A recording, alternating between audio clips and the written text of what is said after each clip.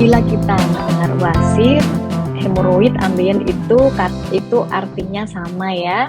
Jadi sering ada yang mengatakan wasir, ada yang menyebutnya hemoroid atau ambeien. Ini adalah tonjolan yang muncul di lubang keluar atau anus yang bisa terjadi pada saat buang air besar, disertai rasa nyeri bahkan keluar darah. Penyebabnya adalah pelebaran pembuluh darah di anus yang disebabkan karena pola hidup, biasanya karena kurang makan makanan berserat dan terlalu lama duduk mengakibatkan meningkatnya tekanan di dalam perut sehingga pembuluh darah membesar atau melebar. Tetapi penyebab-penyebab lain yang pada akhirnya bermuara pada penyebab pembuluh darah itu banyak, nanti kita bahas satu-satu. Nah, keluhan yang tadi disebutkan ada berdarah, nyeri, panas. Penyebabnya bisa keturunan, bisa gaya hidup santai ya.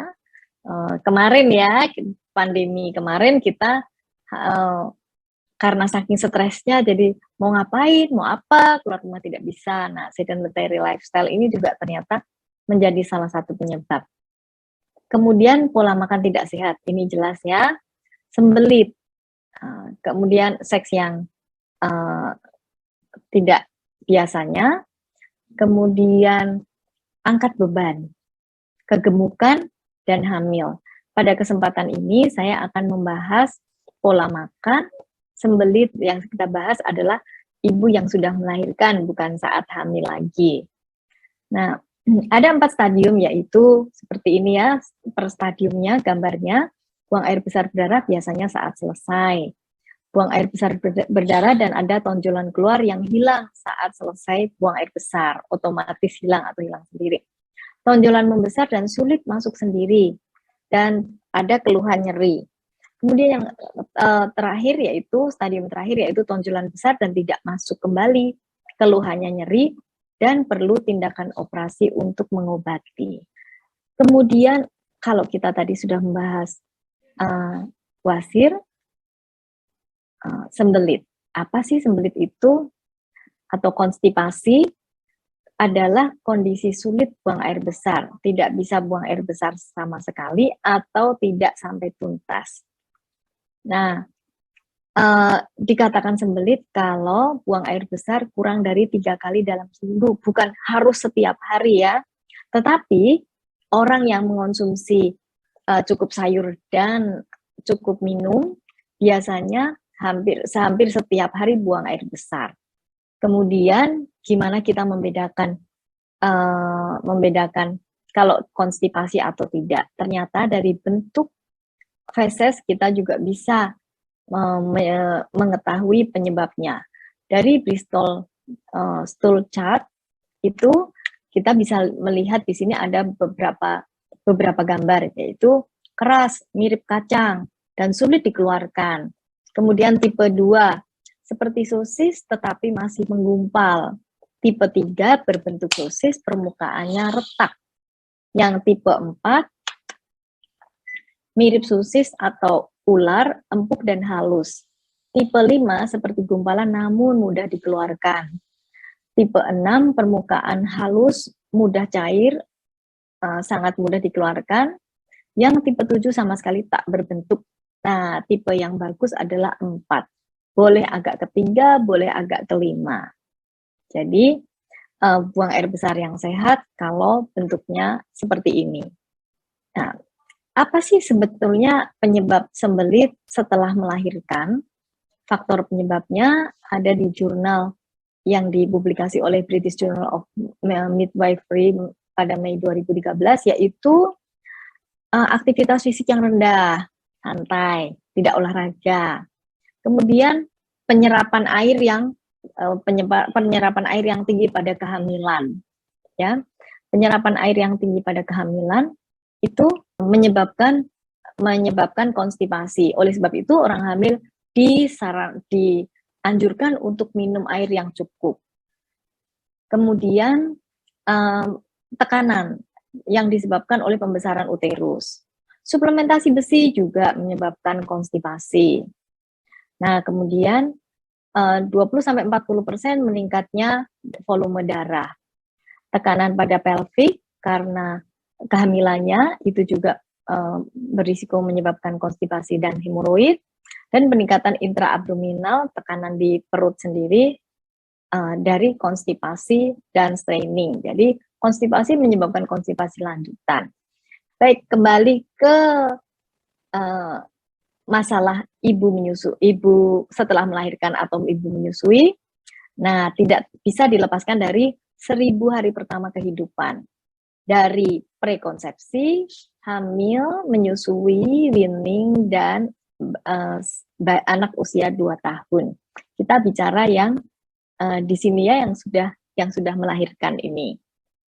Ternyata kalau kita lihat kebutuhan gizi per hari perempuan dewasa usia 19 sampai 29 tahun dari AKG atau angka kecukupan gizi, yaitu anjurannya makan 2.650. Tapi ini untuk tinggi badan 165 dengan aktivitas fisik yang banyak. Nah, kalau ibu bidan, pekerjaannya adalah bidan, itu aktivitasnya tidak sangat tinggi. Jadi 2.650 akan menyebabkan obesitas. Biasanya 1.800 itu sudah cukup tinggi, cukup banyak asupannya. Kemudian protein 60 gram itu setara dengan 6 butir telur, tapi telurnya tidak digoreng. Jadi kalau yang suka makan gorengan sampai 10 itu kelebihan proteinnya, apalagi digoreng. Nah, lemaknya kelebihan lagi. Oke ya. Dan serat, jangan lupa konsumsi serat. Ingat, saya tahu dan yakin bahwa ibu-ibu di sini sangat ngerti bahwa konsumsi serat dan air mencegah konstipasi. Tapi apakah sudah makan serat dengan cukup? Nah, itu nanti kita bahas lagi lebih detail. Nah, kemudian selama menyusui, karena ibu melahirkan kan kita harapkan menyusui ya, menyusui. Nah, 6 bulan pertama kalori tambahannya adalah 330 tambahannya. Dan pada 6 bulan berikutnya 400 kalori dengan airnya 800 ini sekitar 4 gelas dan 650 itu sekitar 3 gelas lebih. Ini di bulan kedua karena sudah tidak ASI eksklusif ya, 6 bulan pertama ASI eksklusif. Nah, 330 kalori itu dapat apa sih? Dapat 2 gelas susu, 1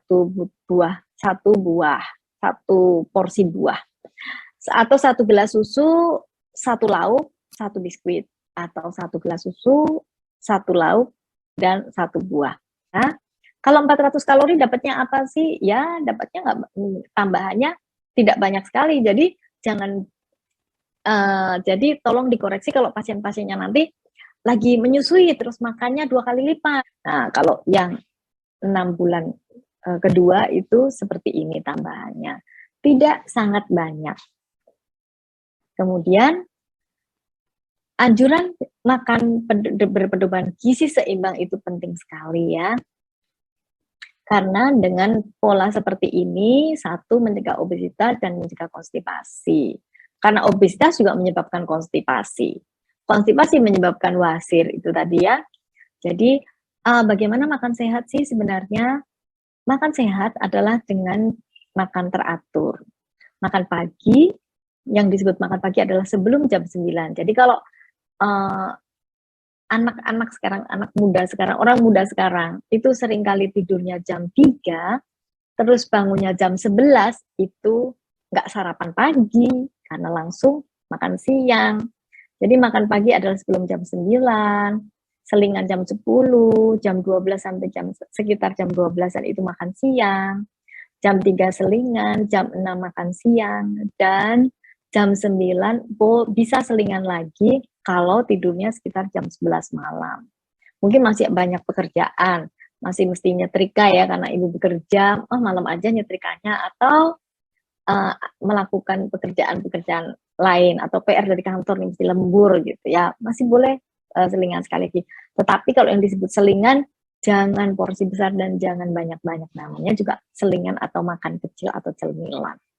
Nah, ini yang perlu dicermati, bahwa sekali makan itu harus mengandung nasi, sayur sama banyaknya dengan nasinya. Nasi bisa diganti yang lain juga, bisa diganti mie, bihun, roti, ketan, ubi singkong, bisa. Nah, sayur, apakah ibu-ibu bidan di sini kalau makan sayur cukup banyak? Ayo, apakah cuma 2 lembar? Misalnya makan mie ayam, terus mie-nya 1 mangkuk, sayurnya cuma 2 helai.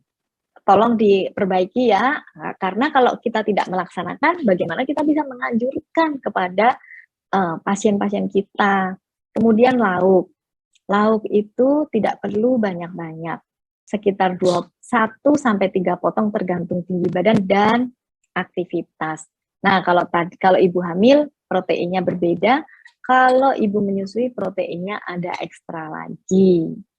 Kemudian buah, karena anjuran buah itu 1 porsi sekali makan itu kira-kira kalau anggur itu 10 butir ya.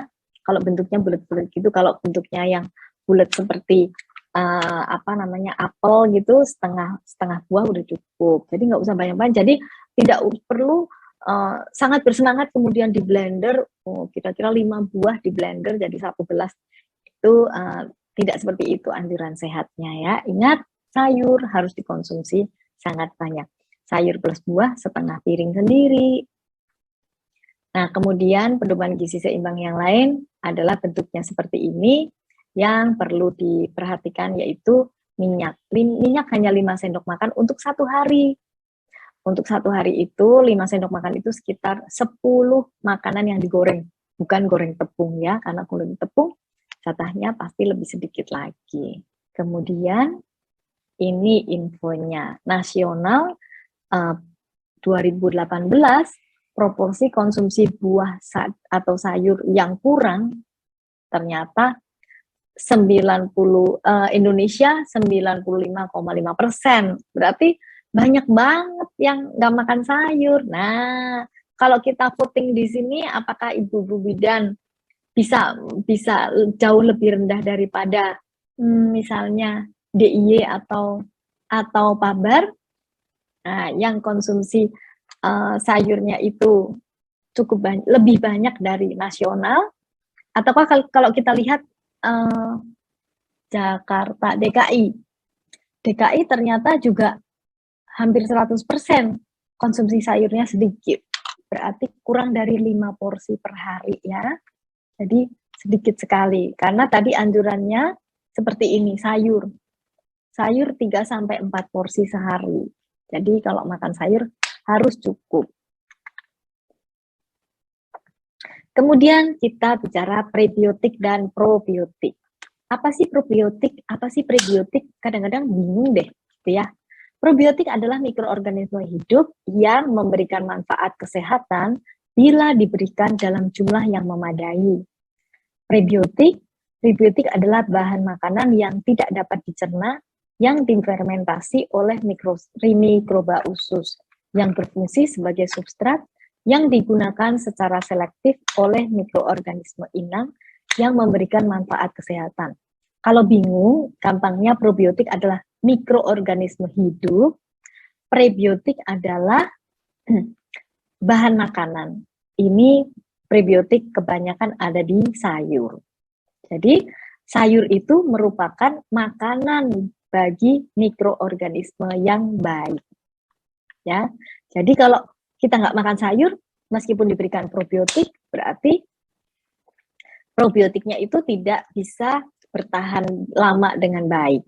Kemudian apa yang disebut mikrobioma? Mikrobioma adalah komunitas mikroorganisme yang biasanya dapat ditemukan hidup bersama di habitat tertentu.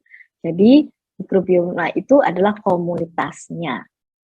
Bagaimana dengan pasien konstipasi?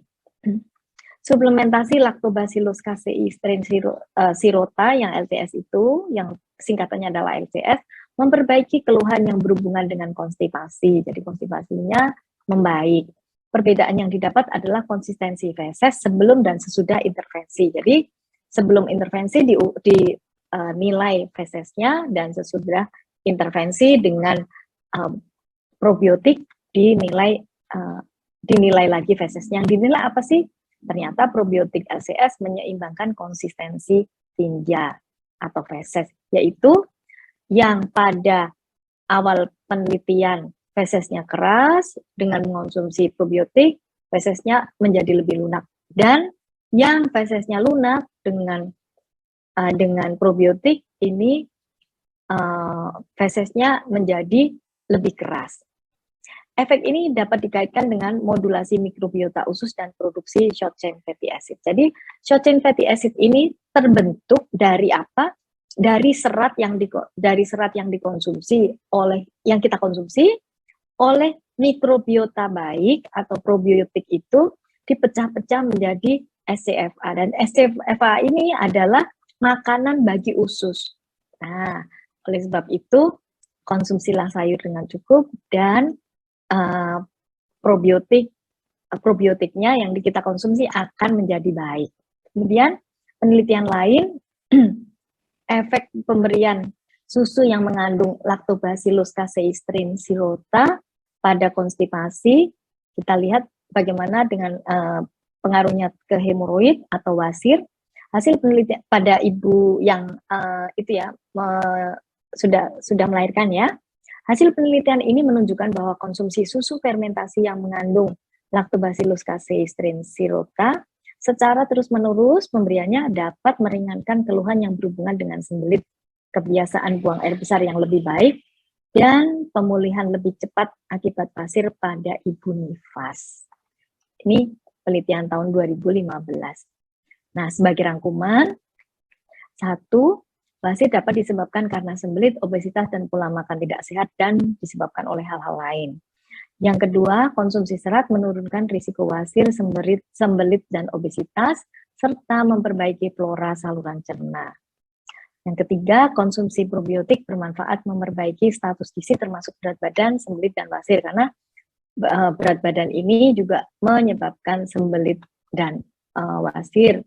Konsumsi probiotik pada penelitian yang tadi disebutkan, sebagian menggunakan Lactobacillus casei strain sirota dapat meringankan keluhan yang berhubungan dengan sembelit, kebiasaan buang air besar yang lebih baik, jadi lebih sering buang air besar, maksud yang biasanya konstipasi jadi normal, dan pemulihan lebih cepat akibat wasir pada ibu nifas.